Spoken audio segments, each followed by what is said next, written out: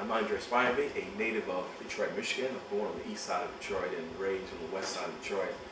I attended Catholic school and public school here in the city of Detroit. I left Detroit in 1992 to attend Morehouse College, and upon graduating there, I spent 5 months doing a missionary tour in South Africa. After that, I went to Colgate Rochester Divinity School in Rochester, New York for a Master of Divinity degree. I returned to Michigan in 2000 and I was assigned to pastor a church in the AME Church. I was in Belleville, Michigan for 3 years, in far east side of Detroit for 1 year.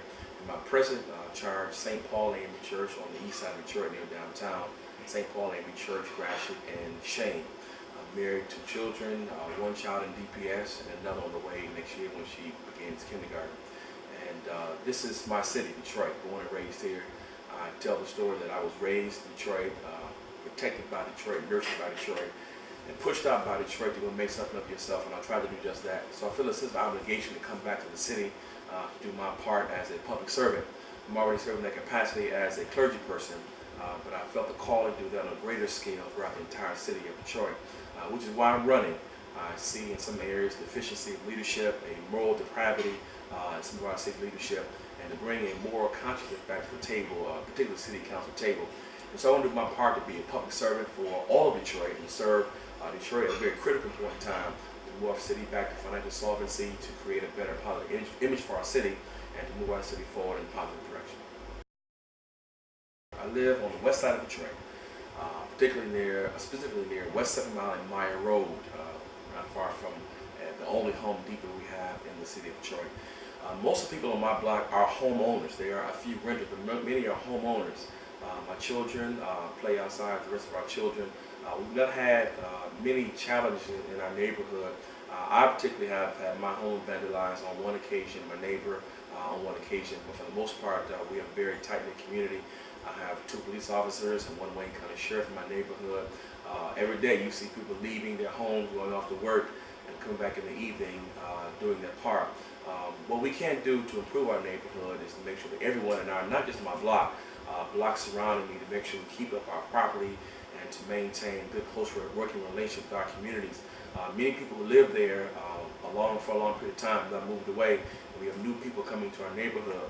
And oftentimes in the city of Detroit, we are not as neighborly as we probably can be. And so I would say making sure we have viable, active block clubs in our neighborhood, and to make sure that we continue to do our part to make sure our blocks are okay. We can do a better job of making sure that we have a good relationship with the business owners on West 7 Mile Road. We drive up and down West 7 Mile Road. Many do a great job in keeping their business fronts clean, but they can do a better job. But I think if we build a relationship between the businesses and the residents, we can make that entire area a better place for people to live in a more quality neighborhood than what it is right now. I think, I know, most people in Detroit spend their time in their neighborhoods. We come downtown, we go to the suburbs. Most of the time we spend are in our neighborhoods. And I think that ought to be the safe haven, a clean place, a quality place, because we do spend most of our time there. It challenged me in our neighborhood. I go back to my answer before. Several times along West 7 Mile, there is a gang of young people. I can't say whether male or female. But upon waking up in the morning, they vandalize businesses from Wyoming down to at least the Lodge Freeway. What I mean by vandalize, they spray painted along the business fronts. They came to the neighborhoods and spray painted on the garages, on the side streets. And it always happens late at night or early in the morning. What I want to make sure is that in our neighborhoods, that our residents have safe and clean for our children parks.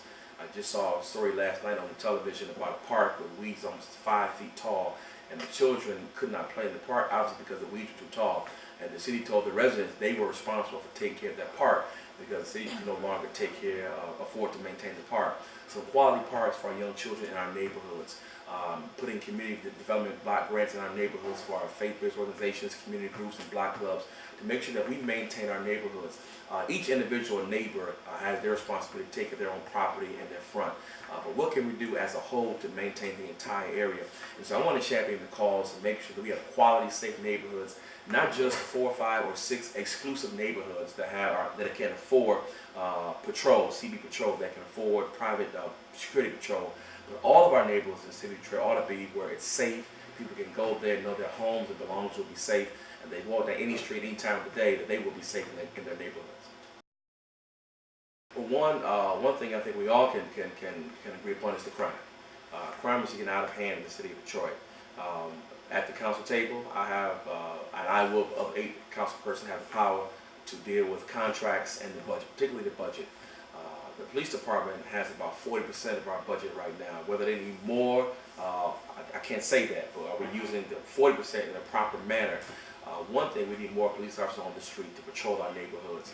Unfortunately, we can't always predict crime. And so what I want to do at the table is make sure the police has the quality tools they need, the necessary financial resources, and then bring the chief and the top brass to the table and to see what their plans are to alleviate the crime in our, particularly in my neighborhood, since we're talking about that, alleviate crime in my neighborhood.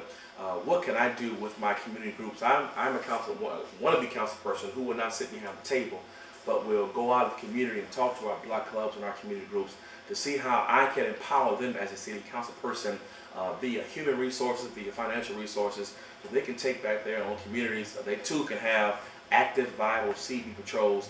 I want to make sure that people stay in our neighborhoods, do not move. When they move, we continue to lose revenue and lose families in our neighborhoods. We're working to fight crime in our neighborhoods, to provide financial resources to our neighborhood and community groups, and to bring our groups together to dialogue, to come to a consensus as to what the plan needs to be in our particular area to move that city, that side of town forward. There are different parts of Detroit that have different concerns and challenges, but if we are there to hear their concerns, because everyone will not come to the council table, come to City Hall to speak with us. We have to take it to them and go to them and see what their concerns are within my powers to see if we can help alleviate some of the challenges in the neighborhoods. Well, before I begin to cut, I want to look at that budget and see where we might have money that we're wasting. We can probably go to any household, any business, and see where there is spending and we make cuts. Before we adjust any kind of budgetary items, let's see where do we have money that we're spending. What I would do though, as we go through the line item, for instance, the water department is probably the only enterprise agency in the city of Detroit. Can we make the lighting department an enterprise agency where the lighting department makes money? Can Detroit supply lighting, electricity, and power to other entities and make money off of that? Can we look at our healthcare expenses? Can we look at the top healthcare providers in this city, in this region, and let them know this is what we're working with? Can you work within our parameters to keep our healthcare costs low? Look at our risk management department. How can we cut down on the lawsuits that come across City Council's table that we have to pay money out to every single year? Whether in DPD, DPW, or DDOT, if we have a lawsuit, someone fell over a sidewalk that's city-owned, make sure we go back to that area and fix it so no one else comes along with the same kind of challenge or lawsuit. Look at property. Detroit ought not be in the real estate business holding on to property. Are there parcels of property? Are there vacant lots that we can sell to business owners or residents to have them put those properties back on the tax roll, keep the property up, move someone in the home to provide revenue for the city of Detroit, and then streamline the process for businesses to open up business in the city of Detroit. It's very difficult for some people, and I've heard on the campaign trail, to open up a business. I know one businessman right now who has 2 locations, one in Detroit, one in the suburbs, wants a second location in Detroit. He's fixing it up now, the sign is up, has 150 jobs waiting for him, and is waiting for one signature from a city of Detroit department and can't get the signature done. He's done all that he had to do, and that's holding up development in our city. And so before I begin to cut, I want to know how can we bring additional revenue and make sure that we maintain the revenue that we do have, to see where we're wasting, to see where we can save some money.